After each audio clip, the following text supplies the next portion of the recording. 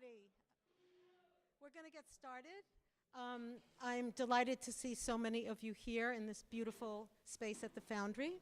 As many of you know, I'm Deborah Davidson, director and founder of Catalyst Conversations, and I'm happy to welcome you to a Catalyst Conversation. I want to thank the Foundry for hosting us, and I especially want to thank Logan Lopez for working with us. Thanks also to the Mass Cultural Council. We got a recent grant, to our founding partners, our board, and all our volunteers who help us out, and to those of you who have donated to us recently. Catalyst Conversations was founded to open a critical path for dialogue between the arts and sciences. We present intimate and provocative conversations between artists, scientists, and the public, and we're interested in connecting the two through programs, educational outreach, and public events like this, which demonstrate the important conversation and synergy between art, science, and technology. And we are very pleased this evening that Jill Slosburg-Ackerman is moderating What We Remember and What to Forget. Jill was born in Nebraska and loved the idealism and pragmatism of the pioneers who settled the Great Plains. She says that my high school English teacher, Josephine Prisby, lived in Red Cloud and spoke of seeing Willa Cather there. The artists I met at my mother's gallery, the first in Omaha, inspired me to make art, but because I was a good student, I was encouraged to become a very intellectual art historian. Ultimately, I was drawn to studio practice and studied jewelry and metalsmithing, later sculpture, which explains my allegiance to both the applied and the fine arts. I'm equally devoted to J.D. Prohn's material culture studies and the work of Constant Brancusi. With that, I give the microphone to Jill.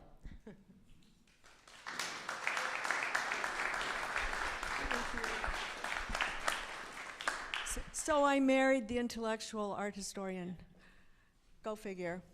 Hi, friends. I think about a catalyst conversation as the imaginary experience of being at the table with two very interesting people.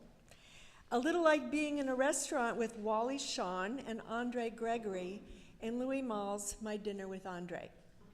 Tonight our diners are John Gabrieli and Louis Hyde.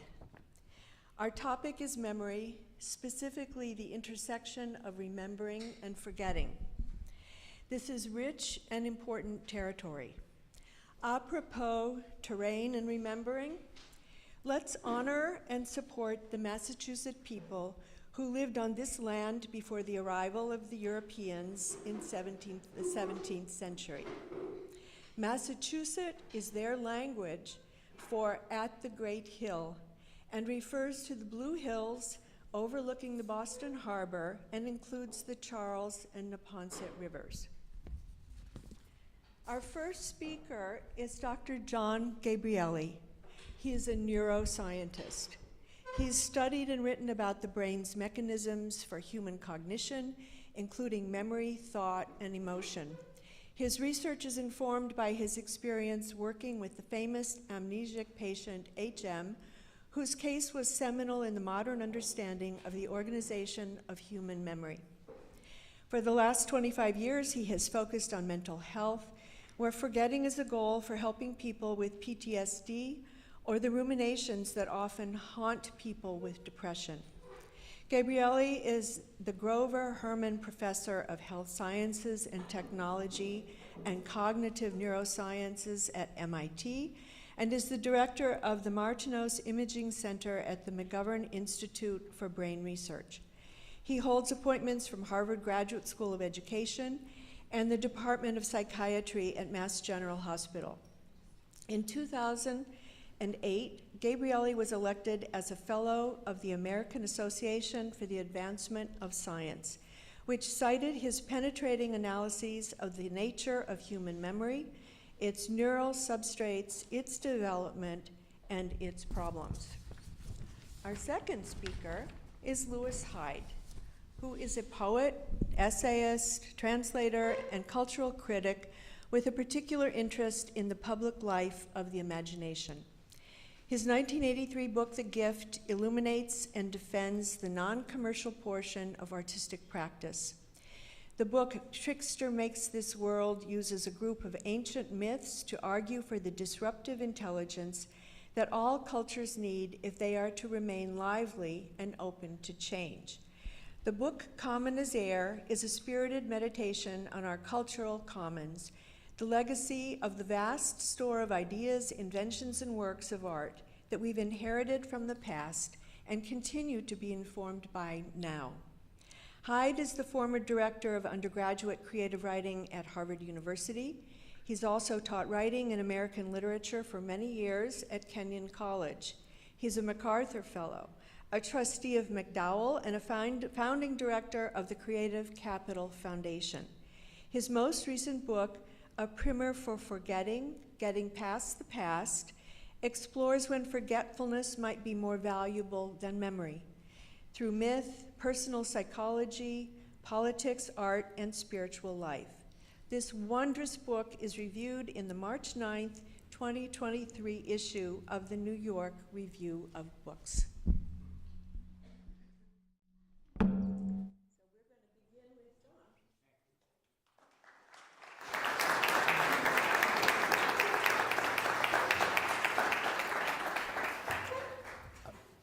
Good evening. It's such a pleasure to be here. I was an undergraduate major in English.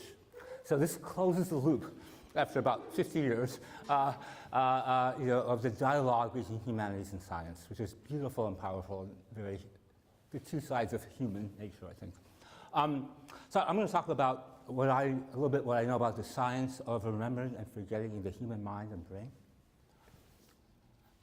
And I was introduced to it as a graduate student at MIT. The laboratory I worked in as a graduate student worked a lot with the most famous neurological patient of the last century, HM, Henry Molaison.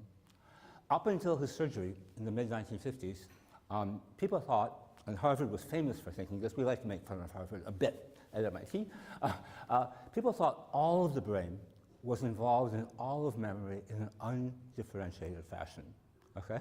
That was a general idea among the scientists of the time.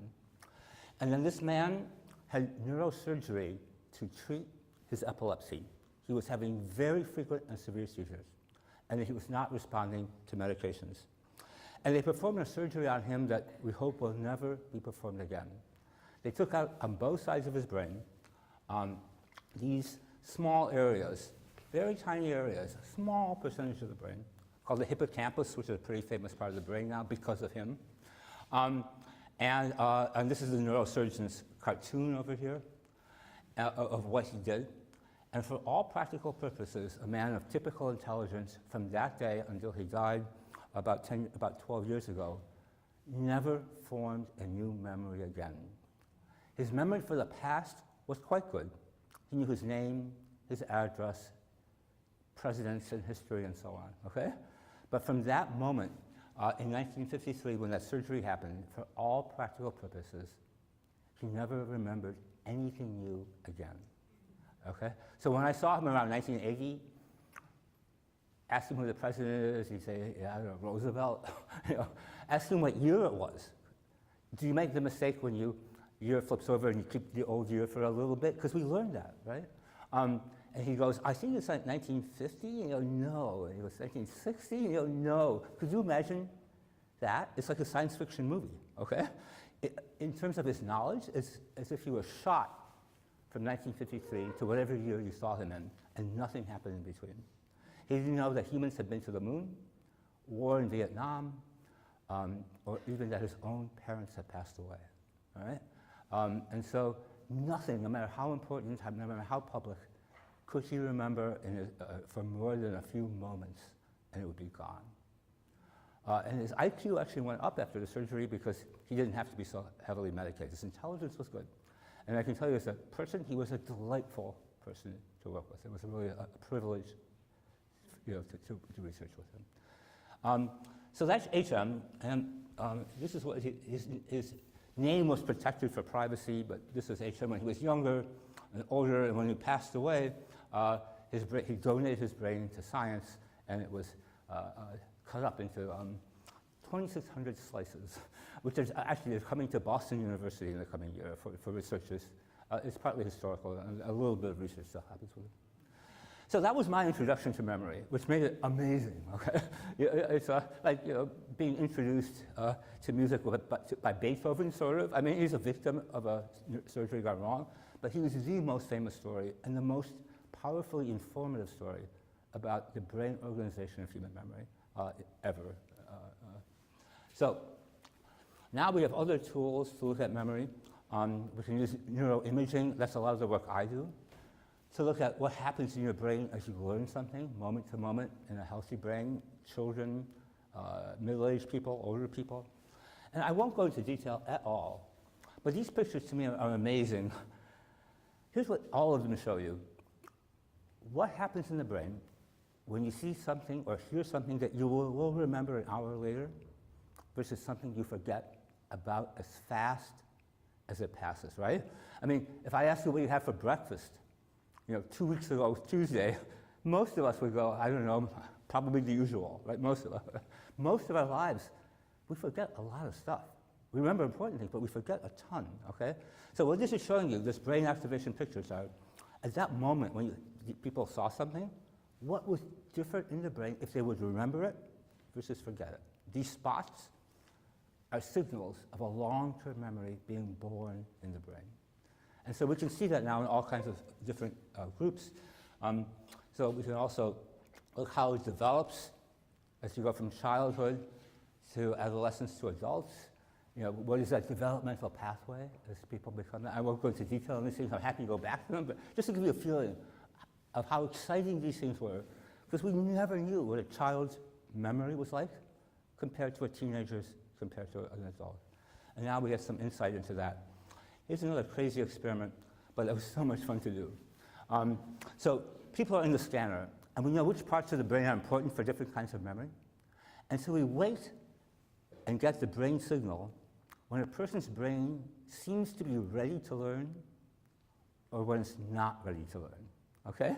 And when your brain is in the state of ready to learn or not ready, we present you something. And we see that what happens, and what happens is, that's your memory performance when your brain is ready to learn and something arrives, or it's not ready to learn and something arrives. You remember more when you're ready to learn. Now, we can't wheel that into classrooms. I teach introductory psychology at MIT. I can't put MRI scans all over the place and say, I'm not going any further until all your brains are ready to learn. But we know that how motivated we are, how motivated something we're listening to or seeing has such a great effect on whether we were prepared to remember an experience or forget it rapidly. So we can actually see these things in the brain. Okay, here's some fun. We remember some things, we forget other things. How many times do you think you have used Google to look up something? Hundreds, thousands, possibly hundreds of thousands? Okay, so 10,000 is an easy guess over years, okay? So 10,000 times you've looked up on Google, and you will have no problem knowing, for the everyday version of Google, not the special holiday ones, which of these is the Google logo? I have to look up the answer every time before I present this. And the answer, okay, is E. That's the, so why don't you remember that? Thousands and thousands of exposures. It doesn't matter, right? It could look like that, it could look like that. You're hoping it's not the front edge of some ransomware program in your computer, but, right? Okay, so we forget a lot if it doesn't seem important to us, all the time. And sometimes memory is fantastic. So this is a study that was done by a colleague of mine at MIT. They brought in 14 college students who viewed 2,500 pictures of objects for 3 seconds each for 5.5 hours with short bathroom and meal breaks, okay? 5.5 hours. Slide, slide, slide, slide, slide, okay? Then they get a choice, and they say, which of these 2 things did you see? And look at their performance. It's over 90% accurate for that 5 hours. Okay, and none of these are riveting pictures, right? None of these are like, this is changing my life. They're just everyday objects. And then you make it harder. If you show them a remote control device, what if you show them 2 of them? Which of those did you see? And look, they're still up around 90%. It's almost perfect, right? Or you saw an oven with some bread. Was the bread all the way in or a little bit out? Which did you see, okay? They're still up at almost 90%. Fantastic memory, right? So let me tell you another story of how memory can be so fragile. There's a whole line of work, when I was a kid, John F. Kennedy got assassinated.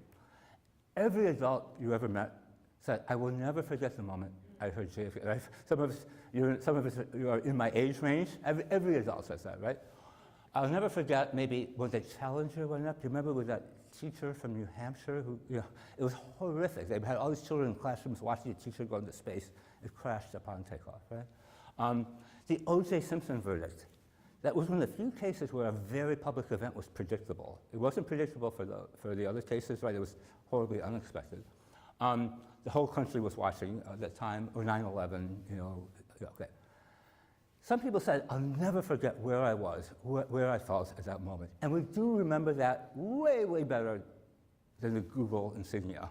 I mean, we're not hallucinatory about that. But people do research projects, and they interview people as soon as they can. In O.J. Simpson's trial case, they interviewed them actually just as they were watching it on TV, okay? Because they knew when it was going to come on TV.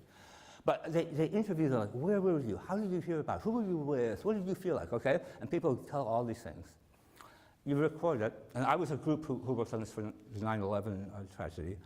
And then you go back to them in a year, and you go, do you remember that day? I'll never forget it, okay? They do remember a fair bit of stuff, but they have 40% errors. They'll say, I was alone, but a year ago they said I was with my best friend. They'll say, I heard it on the radio. A year ago, right after, they said, I was watching TV, okay? Not only do they make a fair number of mistakes, but they have a lot of hubris. They go, I'm sure about all these things. I'll never forget, everything at that moment when I heard that. So human memory is both spectacular and incredibly fallible in many interesting ways.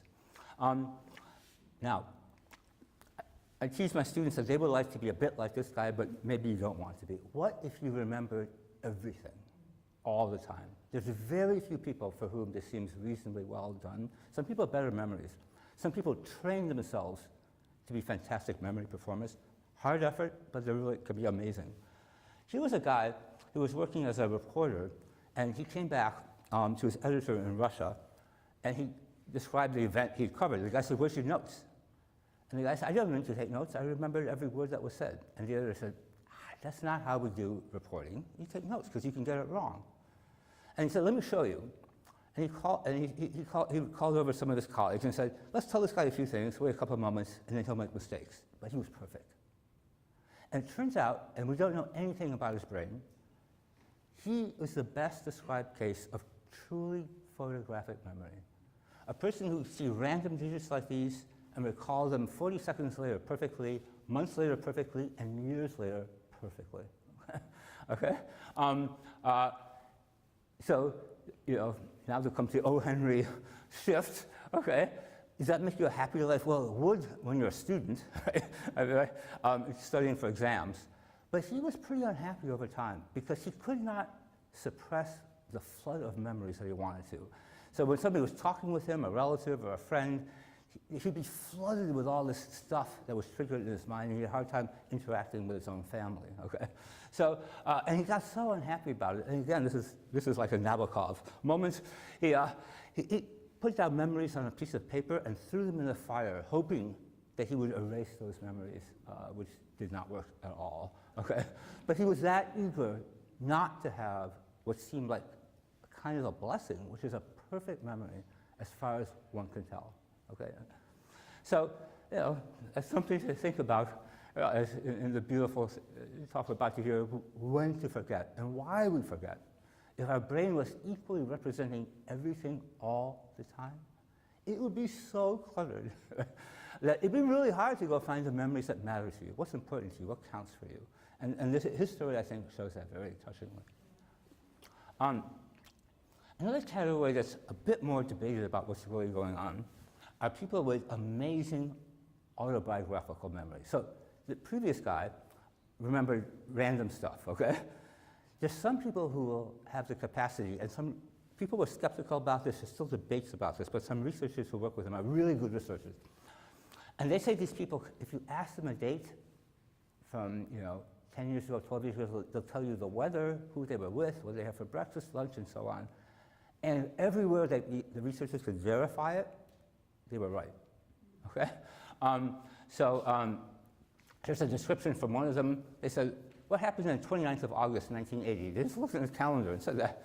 Here's the story. Friday, I went to Palm Springs with my friends and their family. And we went to Palm Springs, we got bikini waxes, they were screaming about the whole thing, okay? Everything they could do to find whether these were true, accurate memories was that they were. And then they had one more little trick up their sleeve. They saw one of these participants many times in the laboratory, thank you. And they had all the dates over years when the person had come in. They knew this with 100% certainty. It was in their calendar. And they said, tell me every day you came in and what you did. And she was perfect for years of appointments.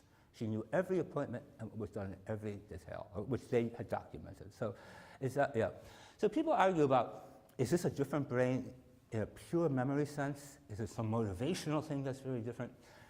Is it possible these people are sitting at home all day and night refreshing their memory of every moment they lived, in a study way, okay? We don't really know that. Even that would be amazing, okay? So there's debates about how much of this is pure memory or exceptional motivation to remember your life, but it's still amazing. The last slide is another area that I work in, which is there are situations where people want so much to forget and you wish you could help them. So people who have undergone terrible trauma, have post-traumatic stress, they're haunted by the terrible thing they went through. And it would be, in many ways, a blessing if that was not remembered by those individuals.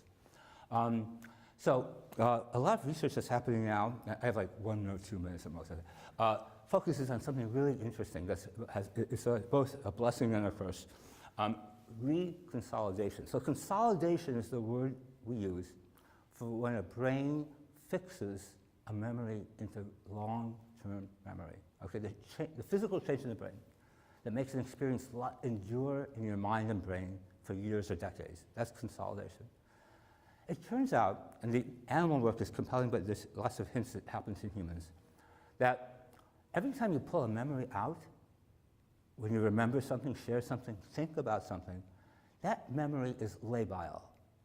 Okay, it can be changed, okay, and altered at that moment. And when it goes back into long-term memory, that's the memory you now have. It's changed forever because it's been edited in some way as you pulled it out, okay? That's how we have mistakes in memory all the time. So treatments of people trying to help them forget things you wish they could forget, really psychedelic drugs, ketamine, other things you might have heard of, they're all aiming to help people have experiences that let them pull back bad memories and reconsolidate them so they're not so powerful and disturbing anymore. And the memories have to come out, up to the front of your mind, and then that's the moment they can get edited. So that would be awesome. I mean, if we could do that for people who have trauma, that would be fantastic. But let me tell you the last wrinkle on that, I mean the last sentence, which is also why we make mistakes all the time. Because we blend an original experience with our recollection that we edit as we bring it out. So it turns out that when you have things like lineups of suspects, 75% of convictions overturned by compelling DNA evidence of wrongful convictions involve eyewitness misidentification, okay? So these are people who are certainly innocent by DNA evidence. These are just those cases. Many of them, there's somebody who said, I will never forget, that's the guy who did it, and they're wrong. And what we think is happening in many of those cases, we don't know every single one. In many cases, there was a lineup. There was a person, maybe somewhat similar to the person they saw, okay? When they go to court, what they're remembering is the mix of the person they saw in the crime. That memory is pulled out to identify the person in the lineup, and then that blended memory becomes the only memory they have, Okay?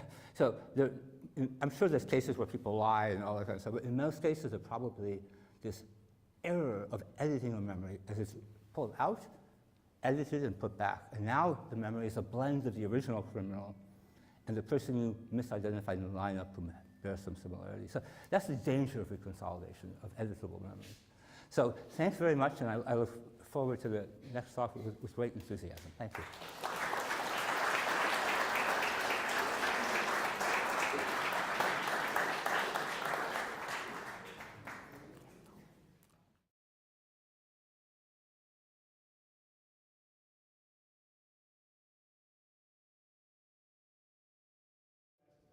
Because I've written a book, I'm going to read some of it. This talk the way John did it was wonderful. So this book is called The Primer for Forgetting. The project was to find those places where forgetfulness is more useful than remembering. The book also is a bit of an experiment in form. It's written episodically. That is, it's a collection of many, many short pieces, some of which just jump around. Occasionally there's a train of thought. The purpose of the episodic form was to kind of make the thing thought-provoking. That is, to try to open it up so that the reader can figure out what he or she might make of this material. The book is divided into 4 sections. The first one is about mythology. The second one is about personal psychology. The third is about sort of nations or large groups. And the last one is about creativity and spiritual life. So I'm going to read 2 or 3 pieces from each section. This is a very short version of the book. Those of you who want to read all 300 pages should go to the library. So this first section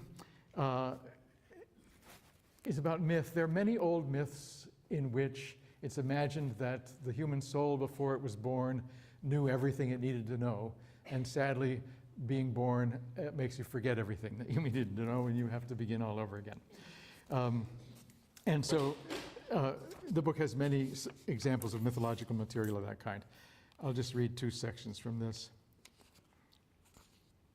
Every act of memory is also an act of forgetting. In the Greek stories, Mnemosyne, the mother of the Muses, is not simply memory, for even as she helps humankind to remember the golden age, she helps them to forget the age of iron they now must occupy. Bardic song was meant to introduce those twin states, says Hesiod, quote, "For though a man have sorrow and grief, yet when a singer, the servant of the Muses, chants the glorious deeds of men of old and the blessed gods, at once he forgets his heaviness and remembers not his sorrows at all.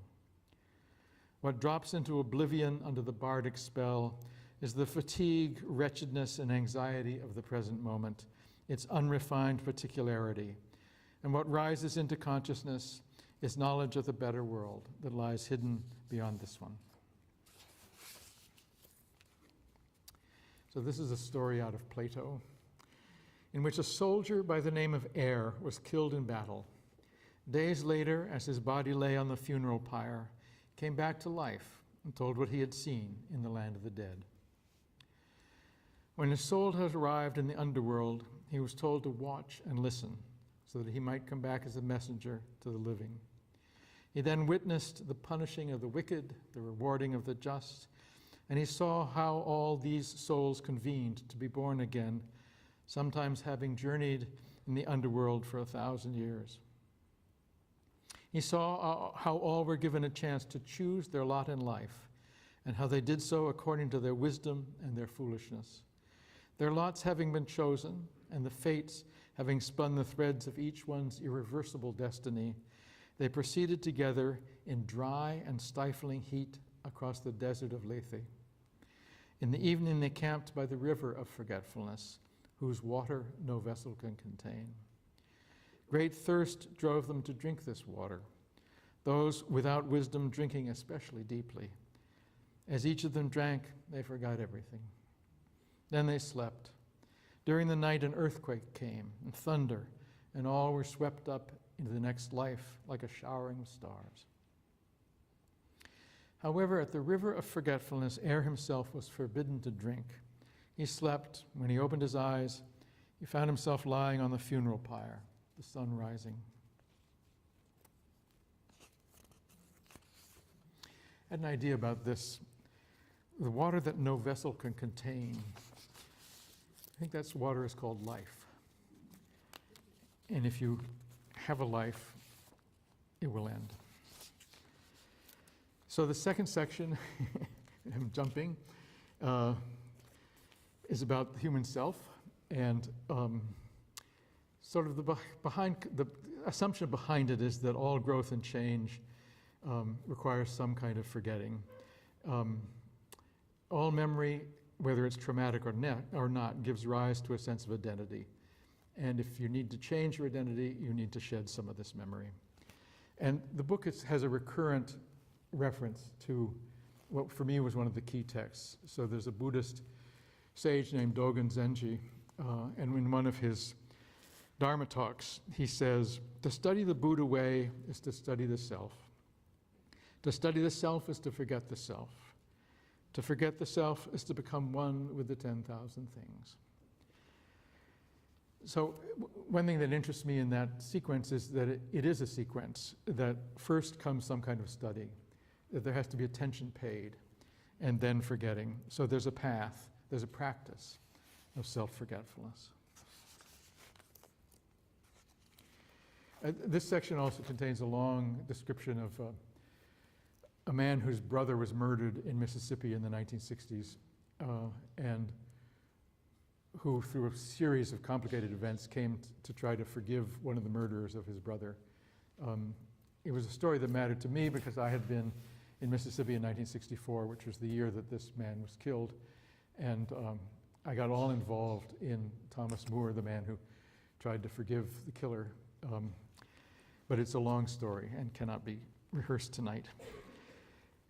I instead will give you one of the smaller pieces, which is this. In a dream, I have forgotten to write my term paper. I'm amused, by the way, that Vladimir Nabokov has a dream diary, and one of his dreams was a similar one. All of us who've been in the teaching profession, you forget to write your paper or you forget to give the exam. There's always, anyway. In my dream, I have forgotten to write my term paper. I am in a seminar led by famous Professor C, and I suddenly realize that it is the end of the semester. I have done absolutely nothing about the paper. I wake up in panic. Reflecting on the dream of forgetting, I decide to honor the forgetful one. There must be a good reason he's not written that paper. He seems trapped under false obligation, able neither to do the work nor to deny it. I myself am now teaching a college class. The semester is beginning when I have this dream. I feel sympathy for my students. Years from now, will I appear in their dreams expecting the unfinished work? I revise my syllabus and remove 3 of the assignments.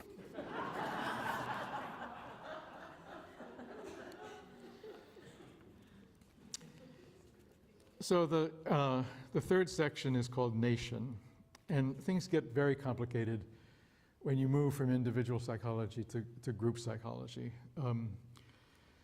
We have often the call to never forget, and so this section rehearses several situations in which memory and forgetting around usually group trauma of some kind. There's a piece about the Indian Wars and a massacre that took place in the 1860s. There's material about the Civil War. There's material about ongoing racial violence. There's material about South Africa and truth and reconciliation work. One of the key texts that was helpful to me in doing this was from a man named Ernest Renan, who was a French philologist, actually. And so here's a piece of this. In the late 19th century, Renan published an essay, What is a Nation?, arguing that the essence of a nation is that all its individuals have many things in common, but also that everyone has forgotten many things.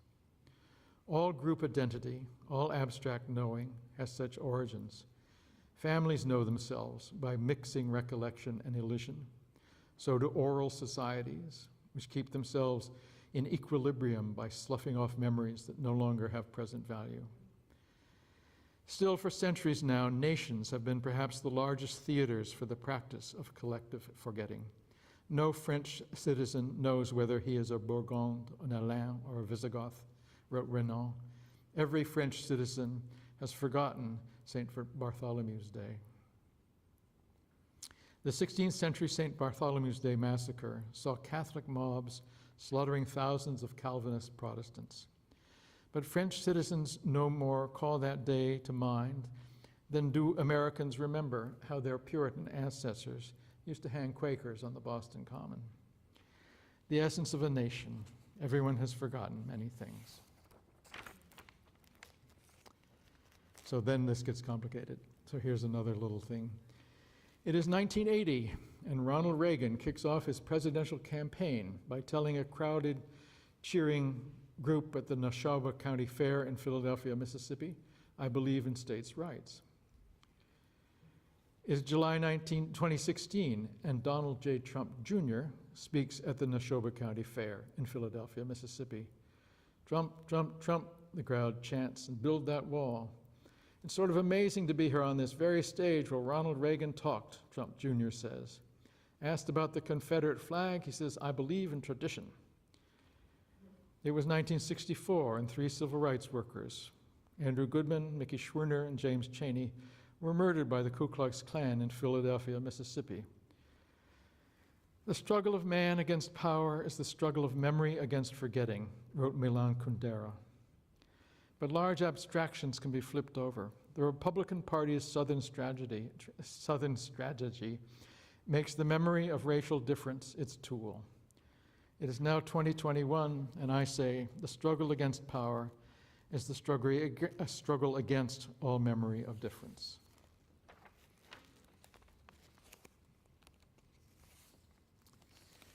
Jorge Luis Borges is one of the geniuses of thinking about memory and forgetting in this century. So here, in 1946, when Juan Perón became our president of Argentina, Jorge Luis Borges found himself promoted from his position in a municipal library to a post as inspector of poultry and rabbits at the Buenos Aires Municipal Market. Years later, Borges was asked if he had forgiven the Peronistas. "Forgotten, not forgiven," he said. "Forgetting is the only form of forgiveness. It is also the only vengeance. Because if my counterpart sees that I am still thinking about him, in some ways I become their slave. And if I forget them, I don't. I think that forgiveness and vengeance are 2 words for the same substance, which is oblivion."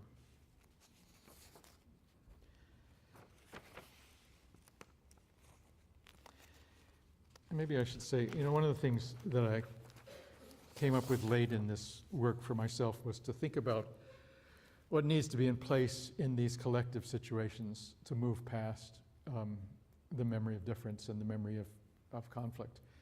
And mostly from learning about what they did in South Africa, and also from thinking about what has been attempted to be done about the Indian massacre that I rehearse in the book, I came up with a sequence. It's not surprising others have done this, but the first step is the truth, that you have to know actually what happened.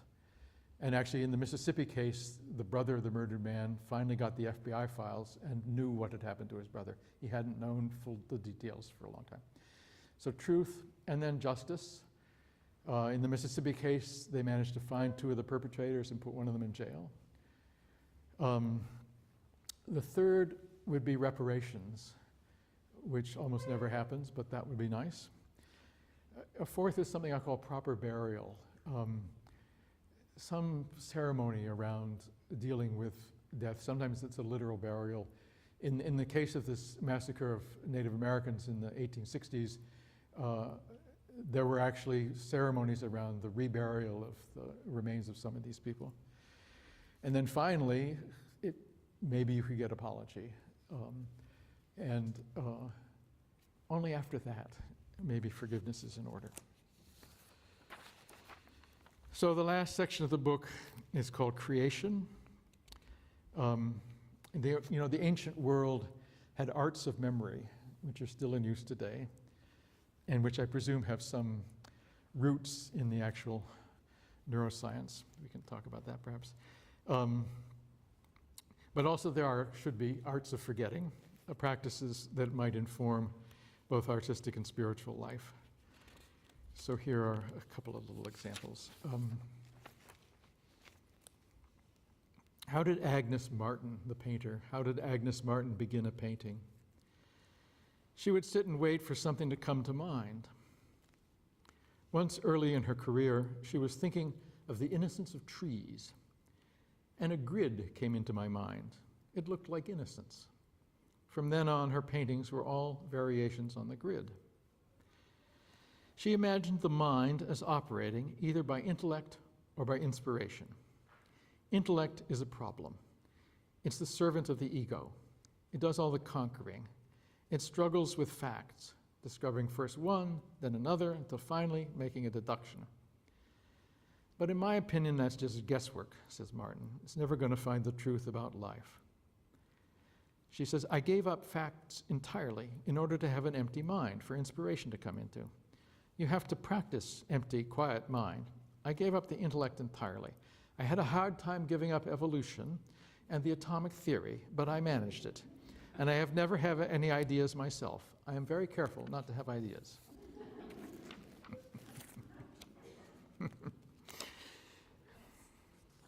One minute, I'm right on time. Okay, so here's another piece from this last section. Plato's myth of air has it that the souls of the dead get to choose the life they will lead when next reborn.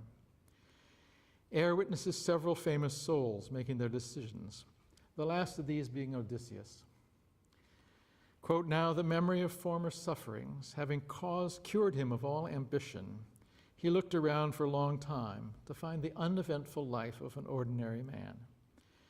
Had some difficulty finding this, which was lying about and had been neglected by everybody else. When he saw it, he chose it with joy. We have no story of this ordinary man, for his is a life that brings no glory. It is a forgettable life, not a memorable one. Perhaps the reborn Odysseus, the happily uncelebrated man, still walks among us, living in a manner that leaves no mark on memory. That's...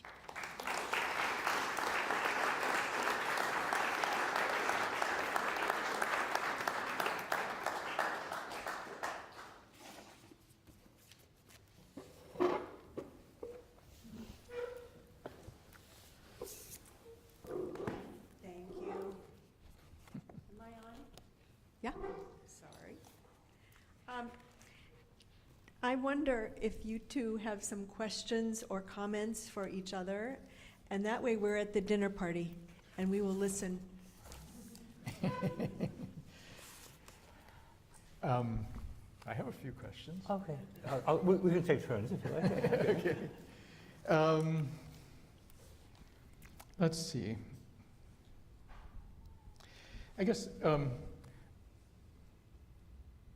so I read John's paper about the 9/11 memories, and it's interesting because this was an emotional event for all of us. And I've been wondering always about the problem that neuroscientists and others have of studying emotional memories.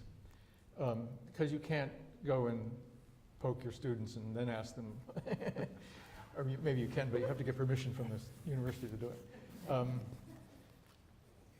Actually, I would just say what interested me about your essay was they asked three things. Where were you when this happened? And then details of the event. How many planes were they? And then how did you feel? Emotions around this. And right away, and a year later, and then 3 years later. What interested me was the emotional memories faded, or were less preserved than the others. And I would have thought the opposite was the case. And actually, my understanding is that your sense of the explanation behind this is that by 3 years, people are checking their memories with other people. And so, in a sense, it's now the group that's remembering, and the emotions are individual. So there's that, but let me frame the question more generally then. how do you overcome the problem of really studying strong emotion and memory? Because you can't do this in the lab the way you can. You know, often the kinds of things I read about neuroscientists doing, it's, well, pairing two images or pairing two words. And so it's really devoid of the strong feeling. Yeah, so it's really interesting you're pointing out that public events, like 9/11, the facts are shared, feelings are private and not rehearsed with other people, because, you know, and maybe that's an element of how factual memory tends to last, because it's not your fact you remember, it's the 50th television show about that day, you know, that blends into what you believe is the fact of your original experience. So to a fault, I'm a bit of a reductionist, so let me do one reductionist thing. There's one structure in the brain which we know has a huge role in emotional memory. It's not the only one, but it's a huge one. It's a pretty famous one too, called the amygdala. You may have heard of that in various ways. And it turns out people who don't develop it due to an early developmental difference, they don't have memory that's any better for something that's emotionally intense than things that are very neutral. So this structure, this is right in front of the hippocampus, the amygdala, seems to have the role that says, wow, this is important, you know, I need to remember it. And so emotion has that role in memory, which is sort of amplifies the information side by your personal emotion. So this patient, it's a laboratory experiment, but you show people terrible pictures compared to neutral pictures, and they remember the terrible pictures, okay, within the bounds of ethics and informed consent. And this patient and people with injuries like her, they don't. They're completely neutral. The most horrific image that everybody else says, wow, I'll never, you know, is remembered no better, you know, than a glass of milk. So it's not the only structure that's important for. Yeah, so these are people who with the amygdala is not as. It's not fun. It doesn't develop. They never had it. And so it's not the only structure, but it just seems so important for that ability to make a memory last because it's intensely emotional. And we think it's right next to the hippocampus because nothing is more important for memory than how emotionally important it is for us. Something we fear, something we love, right? I mean, that emotion makes it more certain to be an enduring memory. So that's a very reductionist thing, that's just a tiny part of the brain. It doesn't answer your question, but you know, about that public versus private. But it does tell us how that link between emotion and memory is incredibly powerful. And we know that for ourselves, right? We'll always remember graduations or terrible news we got. That's a moment we'll remember compared to every day. Well, in a way, you've answered part of my question, which Yeah. is how do you design an experiment that could do this? And so one is where you show people horrific images. Yeah. So within the bounds of. Yeah, they're warned, but they're pretty tough. And you know, they're warned. Another experiment that's favorite, and you won't like this any better, is acceptable but not pleasant electric shocks. They're smallish. People try them, and if they don't want to, they stop. I mean, it's done under ethical things.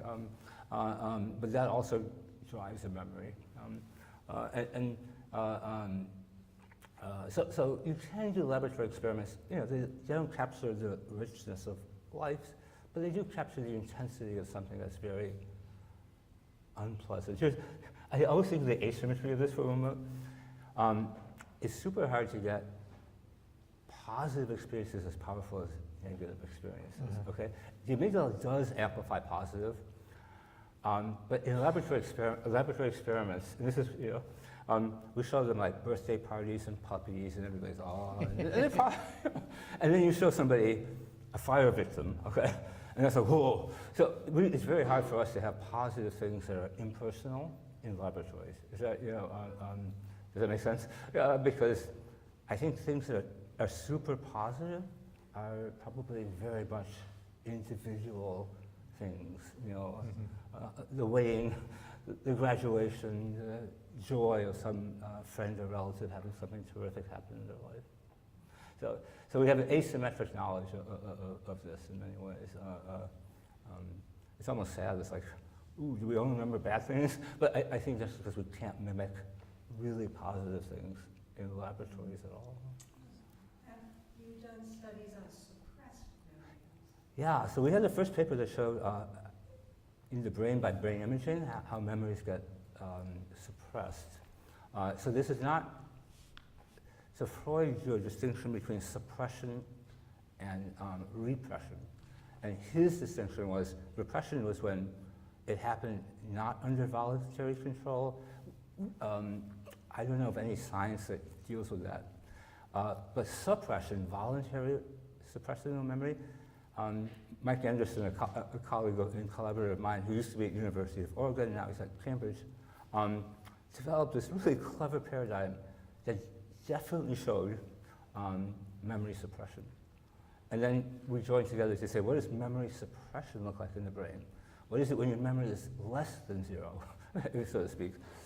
And here's a spoiler, okay, which is, it's basically the system that makes memories, okay? So what we think is, honestly, what's happening is the second memory is coming in, which is like, don't ever think of that again, okay? Sitting on top of the original one, is that okay?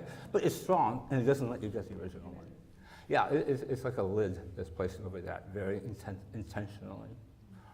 And much of what we know is memories that we think we've gotten rid of often are lurking around in us. There's a lot of it, you know. So it doesn't, I don't know that we wipe it clean, but we put a second memory on top of it that makes the first one hard to get to. Can I ask you a question? Is that, Yes. Yeah, I was really intrigued by all of them are fantastically interesting, but the one that caught my attention was the idea of forgetting yourself or forgetting the self. Could you say a bit more about that? And after that, I'll tell you why that caught my eye.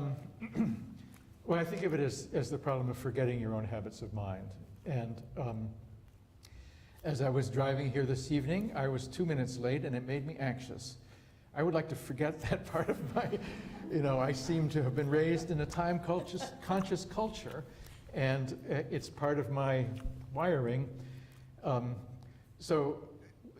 all kinds of habits of mind. I mean, the artistic problem is to there's a line of John Cage's in the book about the artist in the studio. He should try to forget about what his parents and his teachers wanted and what the great artist did, and if he's very lucky, he himself will leave the room before he.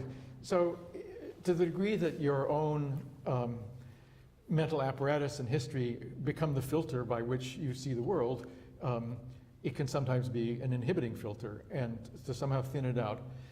And the simplest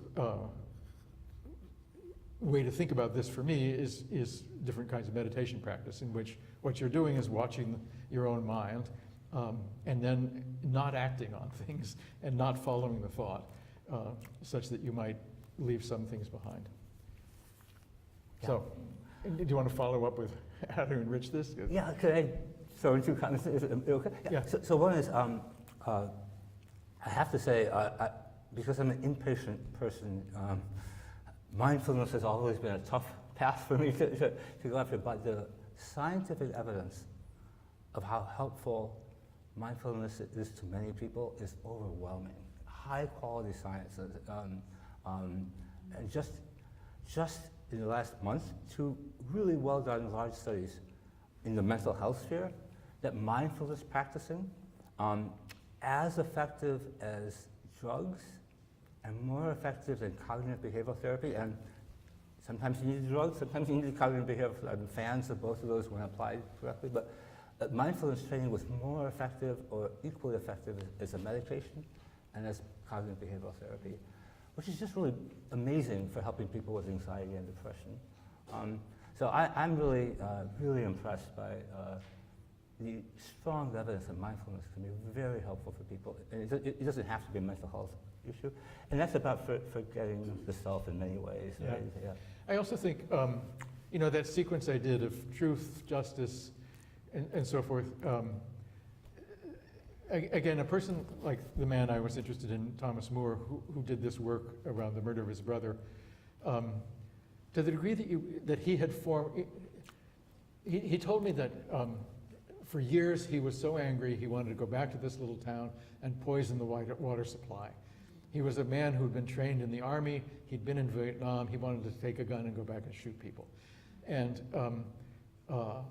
you know, for some reason he was able to begin to work through these things. And I think it's a kind of self-forgetting, that the work of reconciliation is another form of self-forgetfulness, and it requires the kind of stages that I described and that Thomas Moore went through.